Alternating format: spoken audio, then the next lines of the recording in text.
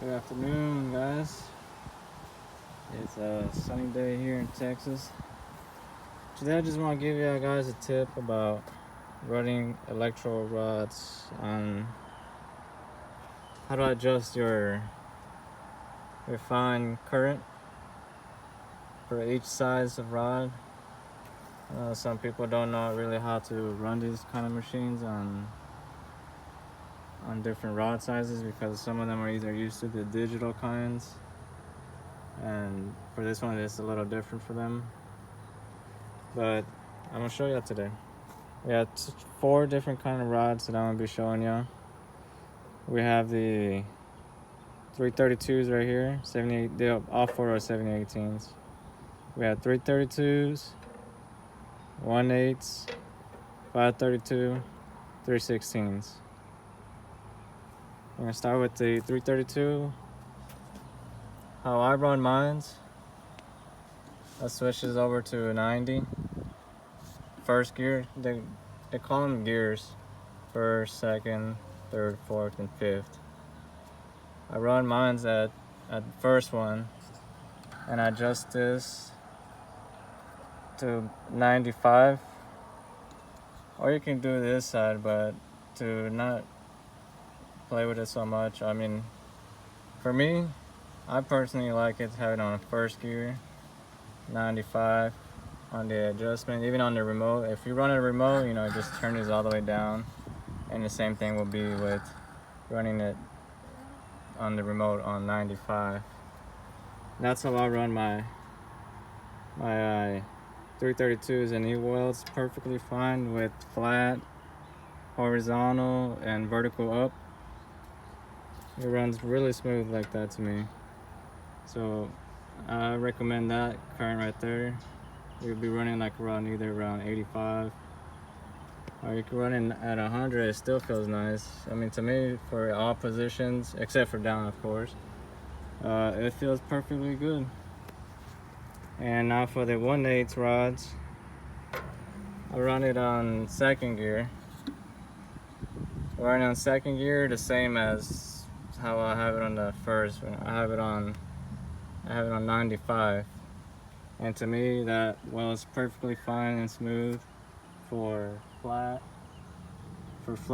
and horizontal and vertical up. It runs perfectly fine for me. All positions, of course, except for downhill. You never want to weld downhill on a 7018. It's only uphill, flat, and horizontal, which would be like on the wall, welding on the wall like that, and vertical up, and of course flat, but never downhill on a 70 and an 18 series rod.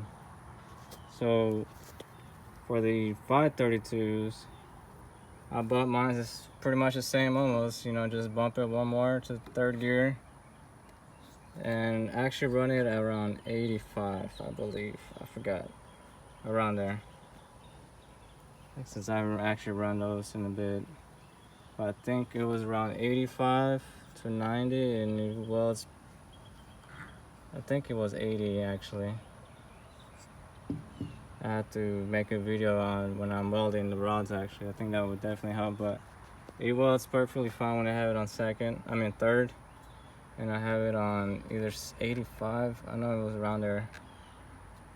And it welds for me perfectly fine for flat and horizontal, vertical up as well. Probably vertical up, it's a little bit more tricky on the 532s because either you need to have a thicker material, of course, because it's running hotter, and if you have a thin sheet of metal, then that thing is just gonna fall down. The puddle is gonna go nowhere. And then moving on to the 316 rods, which is, you see, is like almost twice the size of a 332s. For that one, I run, just switch on to the next one. And for that, I ran mine's around, I think it was around 90.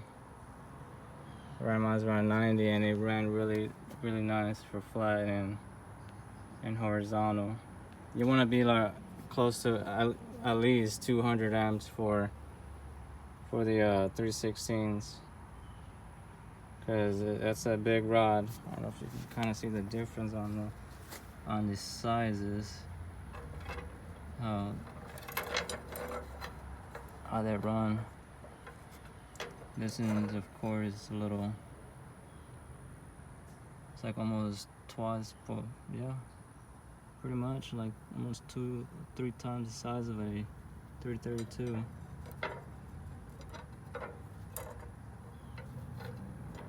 Yeah,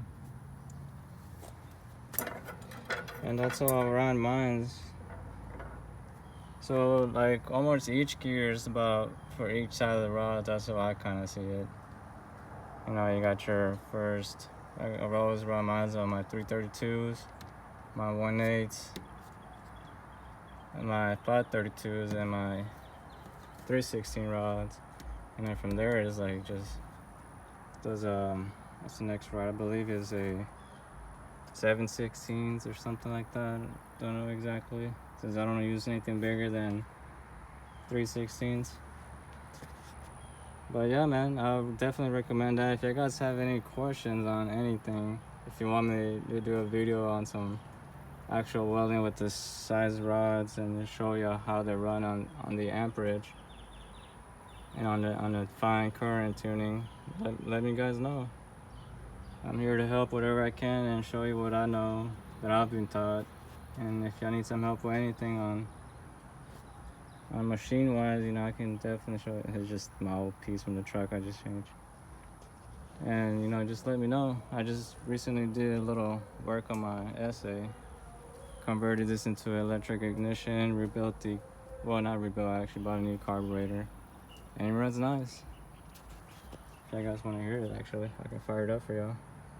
And I just easily turn this on. No, when you have an electric ignition, you don't even need your choke anymore. That's pretty much canceled. It's electric now, so just leave that choke alone. Just all you do is turn on the switch, keep it on auto, and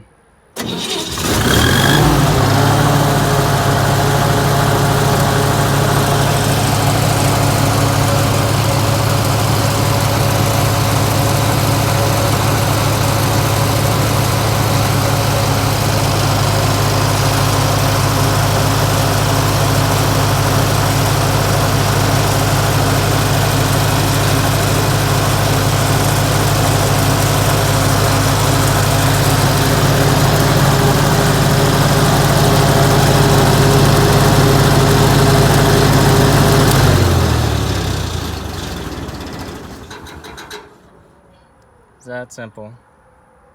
These machines are really nice. I actually like this more than those digital ones, electric, weird Miller ones. I always like this. I like this a lot better because, especially when you mess with this, you know, with your current adjustment here. Because the digital ones, you just have your 120, and from there on, I don't know what's really happening. With this, you can actually play with the actual current. The voltage is, I don't know. I feel like this is just easier to adjust on your, and to have nice puddles on when you're welding. Well, guys, if y'all, like I said, you know, have any questions, like I said, the remote's gonna be the same thing. When you're adjusting, it's the same thing as up there. And on 95 here, that's 95, center of it, of course. I know some of y'all are just first starting and want to learn how to use these machines, because these machines are reasonable price and you can do so much with them. Well, guys, you have a good one. Till next time, bye.